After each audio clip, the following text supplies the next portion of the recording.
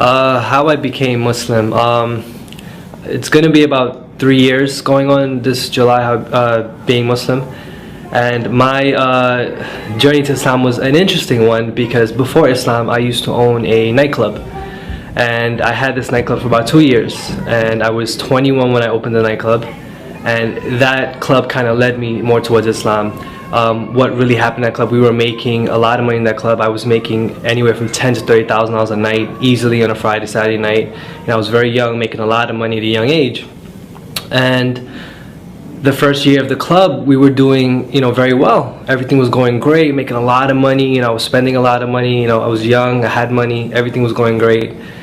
And coming towards the end of that 1 year, going to the next year, I started going through a lot of issues in the club. A lot of fights, people getting hurt, business was slowing down. Instead of making 10,000, I was making maybe 5,000, 6,000. For a nightclub that holds 500 people, that's not a lot of money, So I was a little worried, and I come from a Hindu family. My father was a Hindu priest, his father was a Hindu priest, I was supposed to be a Hindu priest, and I was a following Hindu. I actually, used to pray to the idols, pray to the statues every day, every morning. I woke up religiously and prayed to these idols, asked for everything to be okay. Hinduism has a lot of different idols, different gods.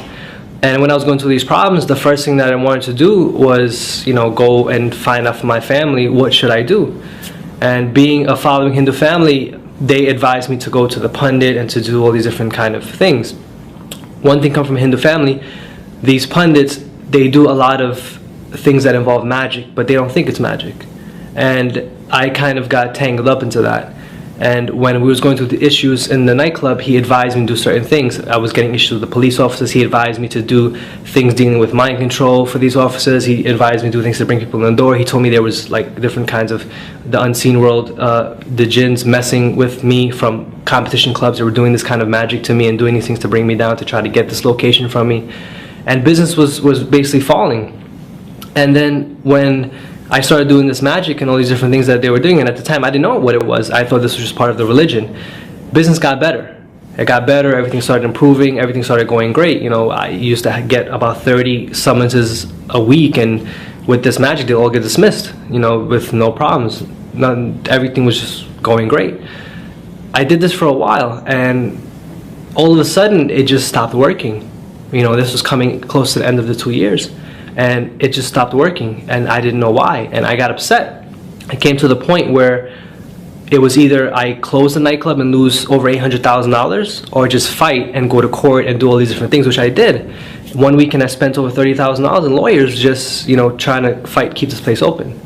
And then I just got fed up. I said, if I'm doing everything that my religion is telling me to do, if I'm praying to all these gods and doing all these things, why is this bad stuff happening to me? I said, I'm a good person, I follow all this stuff, and it's the main thing people say, I'm a good person, and I'm following all these things, why are these bad things happening to me? And I got frustrated, and I said, you know what, take the club. And I left it, and I closed it. And it just so happened a week before these stuff was happening, a friend who was very close with me was with me from the day the club opened. He disappeared for a while. And he was actually learning about Islam. And he showed up that week that all these things were happening to me. He said, what's up? What's going on? I said, everything's okay. Everything's, all these bad stuff is happening. He said, well, listen, I'm looking in this thing called Islam. I said, yeah, Islam, those Muslims, those terrorists, you looking into those things? He said, yeah, they're not what you think they are. I said, really? I said, all right, no problem. I kind of brushed him off, and I went about my business. But then when I finally decided to let the club go and just do all these things, I lost over $800,000. I lost a lot of money, and I was 23 at the time. I lost a lot of money at a young age, and that money is what I worked for. My family's not wealthy. Those were loans, those were credit cards, those were hustling, doing all these things just to get that money. And I got fed up. I said, if I'm doing all these things for God, I'm following God, why is these bad stuff happening to me? For a kid to go from making $10,000, $30,000 a night to be negative, it's hard. And I said, I'm following God, I'm doing all these things. Why did God leave me? And I said, I don't believe in God. That's it. So I started asking questions. I said, you know what? If there's a God, I got to find out who this God is. Because right now I don't think there's a God, because I'm doing everything and it's not working. So I started going on this kind of religious quest, if you want to call it. and I started asking a lot of questions. You know, my father had a lot of like Bhagavad Gitas and all these different kinds of books in the house. I started researching them. I looked to Zakir Naik, all these different these da'is and stuff, and I noticed that in Hinduism, even though Hinduism has over 10, 20, 30, whatever gods that they have a god for everything. The scriptures itself, it says God is one, without a shape, without a partner, without anything. These scriptures say this: God has no shape, he has no form, he's a formless supreme being. He has no parents, he has no offsprings. And the Hindu scriptures say that, the Bhagavad Gita, the Upanishads, the Puranas, all scriptures say the exact same thing. But these Hindus, they're following a mythological story. This is what they're doing. And they teach us this, and we grew up with this. This is how I grew up. And I kind of got fed up. I said, okay, if this is not what it is, then what is it? Because I was taught that I'm the greatest of all because I was born a Hindu, and you can't just become a Hindu, you have to be born a Hindu. And I said, okay, if this is not it, let me look at Christianity. I said, Christians are cool, they can eat beef, they can eat pork, they can all this stuff's kind of cool. Because I like to eat. So, I thought it was cool. So I looked into it. But when I started reading the Bible is kind of confusing at first. There's over 500 versions. I don't know which one to read, so I just picked up another one, 500 versions of the Bible. Which one do you choose? Who's right? There's nothing's really right with that. And I started reading one version of it. I think it was just the New Testimony, whatever it was, whichever version of that one there is. But when I started reading it, it was very confusing to me, and there was a lot of contradictions, because in the Bible it says, Jesus spoke to the Father, but then he is God himself, and then he was talking to all these different three people, and if he was God, then who was he talking to? He said, I am the Father, the Son. It was different, and it was a lot of contradictions in it. So I kind of got fed up. So I went back and I spoke to my friend who was looking into Islam, and he said, let's go check out, let's go get a Quran. So I went, I took a drive down to Brooklyn, and I picked up an English translation of the Quran. And if you ever look at the Quran the first time, it's kind of confusing, in English translation, because you don't know what's Baqarah, what's Fatiha, what's all these, so you don't know what this is. Like, why am I reading about a cow? What is all this stuff? So I just kind of opened it to some random page, and I don't remember the exact ayah, I have it written down, but what it basically, the ayah said to me was that, it was we who pulled you from the sin in order that you may return to the straight path. If you revert to your sins, we shall revert to your punishment. We shall revert to our punishment. And I don't remember what ayah it was. I think it was Imran, but I'm not sure. But it spoke to me. It says, it is we who have pulled you from the sin in order that you may return to the straight path. If it wasn't for our favor upon you, you would have been in the same fire as them. And these are kind of like the context it said. And this is the first thing I ever read in the Quran. And it was just a random page.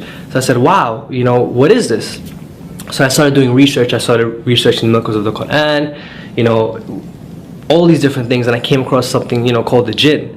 And then when I came across what the jinn was and these unseen creatures, and I figured out what I was doing was wrong, it intrigued me. I said, I didn't know this thing existed, because these pundits were telling you they were unseen beings, and they were dead people and spirits and all these crazy things. And when I finally learned what it was, I was like, man, that's interesting, and I can't believe I was doing that. And it talked about tying up the knots and all these different things that we were involved with.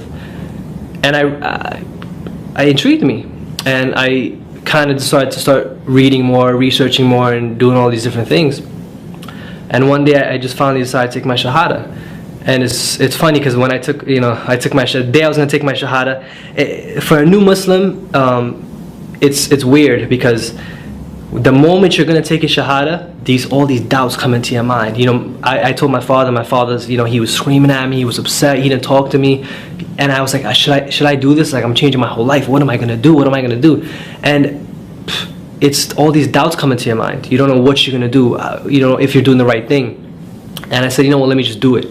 And I did it, I did it in a different circumstance, in the incorrect circumstance, but I did it. And the time that I did it, it was like it was the best feeling I ever had. It was like the shaitan was coming to me, telling me, don't do it. I remember that night, I felt so relaxed, so free. It was like a feeling I can't even explain.